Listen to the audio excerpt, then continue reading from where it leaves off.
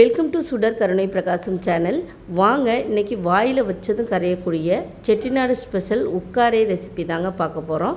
இது ரொம்ப ரொம்ப டேஸ்டியாக இருக்குங்க. பல வகை ஸ்வீட் ரெசிபி சாப்பிட்ருப்பீங்க. இந்த உட்காரே ரெசிபி ஒரு நடை வீட்டில் செஞ்சு கொடுத்துட்டிங்கன்னா திரும்ப திரும்ப செய்ய சொல்லி கேட்பாங்க. அந்த அளவுக்கு டேஸ்ட்டு நம்ம மனசில் ஒட்டி போயிடும். குழந்தைங்களுக்கெல்லாம் ரொம்ப பிடிக்கும். குழந்தைங்கன்னு இல்லை, பெரியவங்கள்லேருந்து எல்லோரும் சாப்பிட்லாம். ரொம்ப டேஸ்டியாக இருக்கும். இது சுவாமிக்கு நெய்வேத்தியமாக கூட செஞ்சு வைக்கலாம். ரொம்ப டேஸ்டியான இந்த உட்கார ரெசிபிக்கு தேவையான பொருளெல்லாம் நான் எடுத்து வச்சுருக்கேன். கரெக்டான அளவில் செஞ்சால் தான் பர்ஃபெக்டாக வரும். நம்ம சாப்பிட்றப்ப வாயில் வழுக்கிட்டு போகிற மாதிரி இருக்கணும். அந்த மாதிரி இருந்தால் தான் உட்கார ரெசிபி சாப்பிட நல்லாயிருக்கும். அது எப்படி செய்யலாம், எந்த முறையில் பக்குவமாக செய்யலாம் அப்படிங்கிறதெல்லாம் இந்த வீடியோவில் டீட்டெயில்டாக சொல்லியிருக்கேன். ஸ்கிப் பண்ணாமல் பாருங்கள்.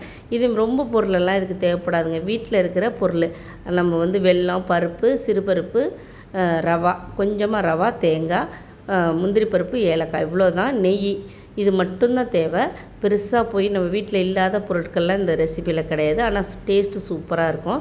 இப்போது ஒரு குக்கரில் நம்ம வேக வைக்க போகிறோம். அதுலேயே 1 கப் அளவுக்கு, மெஷர்மெண்ட் கப்பால் 1 கப் அளவுக்கு பாசிப்பருப்பு நான் எடுத்து வறுத்துக்கோங்க. நல்லா வறுத்துக்கணும், வாசம் வர்ற அளவுக்கு நல்லா வறுத்துக்கணும். இது 1 கப்புன்னா 250 கிராம், 1/4 கிலோ அளவுக்கு நான் 1 கப்பு எடுத்திருக்கேன். எடுத்து நல்லா வறுத்துக்கோங்க. நான் அளவெல்லாம் சொல்லும்போதே குறிச்சிக்கோங்க. நீங்கள் செய்கிறப்பையும் அதே மாதிரி உங்களுக்கு வரும்.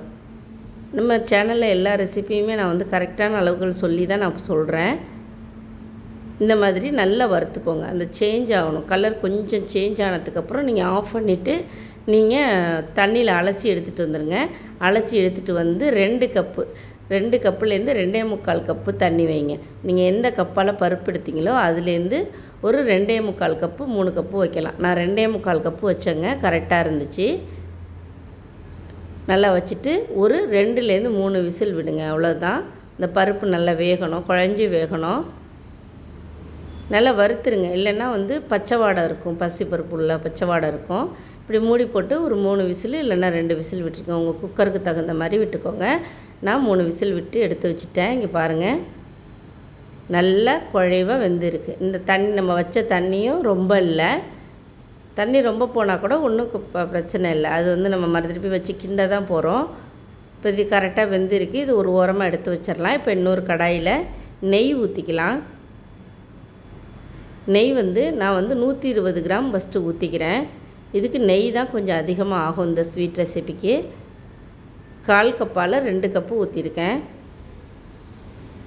நெய் ஊற்றிட்டு இதில் முந்திரி பருப்பை ஃபஸ்ட்டு வறுத்து எடுத்துக்குவோம். ஒரு 10 முந்திரி பருப்பை உடச்சி இதில் வறுத்து எடுத்துக்கலாம். நம்ம லைட்டாக வருங்க, ரொம்ப செவக்க கருவை விட்டுற வேண்டாம்.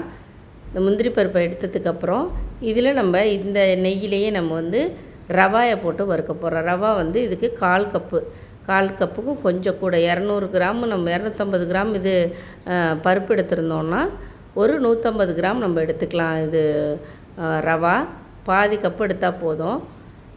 பாசிப்பருப்புலேருந்து பாதி கப்பு, இல்லைன்னா அதுக்கு கொஞ்சம் கம்மியாகவே நீங்கள் எடுத்துக்கோங்க. அப்போ தான் நல்லாயிருக்கும்.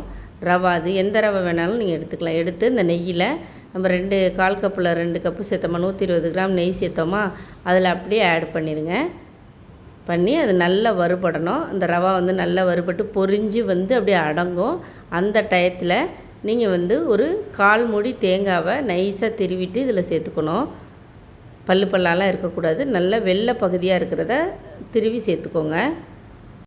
இதை நல்லா இந்த ரவாவும் இந்த தேங்காவும் நல்லா வறுபடணும், கருகிடாமல். அதே சமயம் அதில் உள்ள அந்த ஈரப்பதம்லாம் போகிற அளவுக்கு நல்லா வறுத்துக்கோங்க.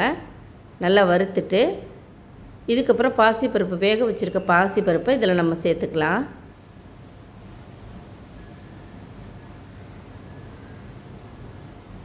நல்லா இந்த மாதிரி நல்லா கிளறி கொடுத்துருங்க. அது சட்டிலே ஒட்டலை பாருங்கள். நெய் நம்ம நிறைய ஊற்றிருக்கிறதுனால இது எல்லாமே இந்த நம்ம பாசிப்பருப்பு எல்லாத்துக்கும் சேர்த்து தான் ஊற்றிருக்கேன். மேற்கொண்டு நம்ம நெய் தேவைப்படுறப்ப ஊற்றிக்கணும். இது பிரசாதமாலாம் கொடுப்பாங்க, ரொம்ப டேஸ்ட்டாக இருக்கும். நல்லா, ஆனால் சிம்பிள் வேலை தான். கரெக்டாக நீங்கள் மெஷர்மெண்ட் மட்டும் கரெக்டாக செஞ்சிட்டிங்கன்னா சூப்பராக வந்துடும் இந்த உட்கார ரெசிபி. இப்போ பாசிப்பருப்பை இதில் சேர்த்துடலாம். வேக வச்சு நம்ம வச்சுருக்கிற பாசிப்பருப்பு இதில் சேர்த்துடலாம். சேர்த்து நல்லா கலந்து கொடுக்க வேண்டியது தான்.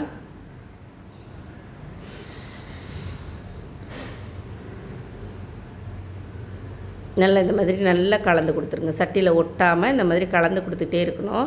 இதுக்கிடையிலே நான் வந்து வெல்லத்தை வந்து பாகு காய்ச்சி வச்சுருந்தேன்.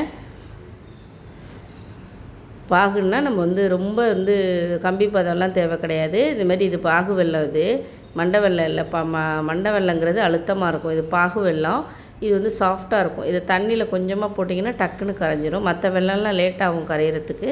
நீங்கள் கடையில் வாங்கும் போதே பாகு வெல்லம்னு கேட்டிங்கன்னா இந்த மாதிரி கொடுப்பாங்க. அதை வாங்கி நான் வந்து 1 கப்பு பாசிப்பருப்புக்கு 1 கப்பு வெல்லம் எடுத்துருக்கேங்க. அதை நான் சொல்லிடுறேன். சில பேர் 1.5 கப்பு சேர்ப்பாங்க, நிறைய இனிப்பாக இருக்கும். இது வந்து 1 கப்புக்கு 1 கப்பு, எந்த அளவு பாசிப்பருப்பு எடுக்கிறீங்களோ அந்த அளவுக்கு வெல்லம் எடுத்திருக்கேன். வெல்லம் எடுத்து அதே அளவு நான் வந்து 1 டம்ளர் தண்ணி ஊற்றி நான் வந்து கொதிக்க வச்சு, இது வடிகட்டெல்லாம் தேவையில்லை. இதில் மண்ணுக்கல்லாம் ஒன்றும் இருக்காது. வடிகட்டாமே தான் ஊற்றலாம். இல்லை சில மண் இருக்கிறதா இருந்தால் நீங்கள் வடிகட்டி சேர்த்துக்கோங்க.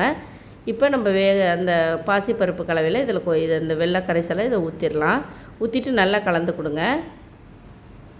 நல்லா கலந்து கொடுத்துட்டு நல்லா கிண்டணும். இந்த மாதிரி நல்லா கிண்டணும். அது சட்டியில் ஒட்டாமல் வரும். அந்த அளவுக்கு அது பந்து மேலே உருண்டு வரும். அது வரைக்கும் நம்ம நல்லா கிண்டணும். இது சொல்லவே முடியாதுங்க. இந்த டேஸ்ட்டு வந்து ரொம்ப தேவாமிர்தமாக இருக்கும். ஏலக்காய் தூள் கொஞ்சமாக சேர்த்துக்கோங்க. முந்திரி பருப்பு எல்லாம் போட்டு நல்லா கிளறிக்கோங்க. இல்லை கொஞ்சமாக உப்பு சேர்க்கணும். லாஸ்ட்டாக டேபிள் சால்ட்டு கொஞ்சமாக சேர்த்துக்கோங்க. அதுக்கப்புறம் நம்ம நெய் சேர்த்துக்கிறோம். நெய் வந்து 1 கப். இப்போ வந்து 1/4 கப்பால் 1 கப், ஒரு 60 கிராம் சேர்த்துருக்கோம். சேர்த்து நல்லா கிண்டணும். இது கடைசியாக தான் சேர்க்கணும். அந்த நெய் கொஞ்சமாக உப்பு சேர்த்துக்கோங்க, டேபிள் சால்ட்டு. அப்போ தான் ஸ்வீட் ரெசிபி திகட்டாமல் சாப்பிட்லாம். மொத்தமாக நம்ம 3 கப்பு மெஷர்மெண்ட்டு கப்பால் 1/4 கப்பால் 3 கப்பு சேர்த்துருக்கோம். நெய் சேர்த்து நல்லா கிளறி கொடுங்க. இந்த மாதிரி பாருங்கள், பந்து மாதிரி அப்படியே நெய் ஊற்றினோன்னா நல்லா பந்து மாதிரி உருண்டு வரும். நான்ஸ்டிக் பேனெல்லாம் தேவையே கிடையாதுங்க. சாதாரண கடாயிலே நீங்கள் செய்யலாம், ஒட்டாமல் வரும். கரெக்டாக மெஷர்மெண்ட் படி நான் சொன்னபடி பொருளெல்லாம் சேருங்க. இதேமாரி அப்படியே எடுத்து நம்ம கரண்டிலேருந்து விட்டோன்னா அப்படியே வழுக்கிட்டு வரும். அப்படியே பந்து மாதிரி உருட்டு வருது பாருங்கள். சூப்பராக இருக்கும் இந்த உக்காரை ரெசிபி. யாருக்கெல்லாம் இந்த ரெசிபி செய்ய தெரியும்னு கமெண்ட்டில் சொல்லுங்கள். செய்ய தெரிஞ்சால் ரொம்ப சந்தோஷம். இது ரொம்ப ரொம்ப நல்லாயிருக்கும். இந்த உக்காரை பாருங்கள், பஞ்சு மாதிரி இருக்குது பாருங்கள். இந்த மாதிரி கன்சிஸ்டன்சி வந்தோடனே நீங்கள் கையில் எடுத்து உருட்டினீங்கன்னா இந்த மாதிரி சாஃப்டாக வரணும். வந்துருச்சுன்னா நீங்கள் எடுக்க வேண்டியது. ஏற்கனவே வேக வச்சது தான். இப்போ எடுத்துடலாம். நம்ம இப்படி ஸ்பூன்லேருந்து எடுத்தோம்னா அப்படி வழுக்கிட்டு ஸ்பூனில் ஒட்டாமல் வரணும். பிசு பிசுப்பெல்லாம் இல்லாமல் பாருங்கள். கரெக்டாக ஸ்பூனில் ஒட்டவே இல்லை. இதுதான் உங்களுக்கு காட்டணுங்கிறதுக்காக நான் ஸ்பூனில் எடுத்து காமிச்சிருக்கேன். இந்த மாதிரி ஒட்டாமல் வந்துச்சுன்னா ரெடி ஆயிடுச்சுன்னு அர்த்தம். இப்போ இறக்கி வச்சிடலாம். இப்போ கரண்டிலேருந்து நம்ம எடுத்து வைக்கிறப்போ அப்படியே உருண்டையாக சூப்பராக இருக்கும். அதுவும் இந்த நம்ம யாராவது வீட்டுக்கு கெஸ்ட்டு வந்துட்டாங்கன்னா டக்குன்னு செஞ்சிடலாம். இல்லை சுவாமிக்கு நீங்கள் நெய்வேத்தியமாக செஞ்சு வைக்கிறதுனாலும் வைக்கலாம். ரொம்ப ரொம்ப சூப்பரான இந்த உக்காரை ரெசிபி நீங்களும் செஞ்சு பாருங்கள். இந்த ரெசிபி பிடிச்சிருந்துச்சுன்னா சுடர் கருணை பிரகாசம் சேனலுக்கு மறக்காமல் சப்ஸ்கிரைப் பண்ணுங்கள், லைக் பண்ணுங்கள். நன்றி, வணக்கம்.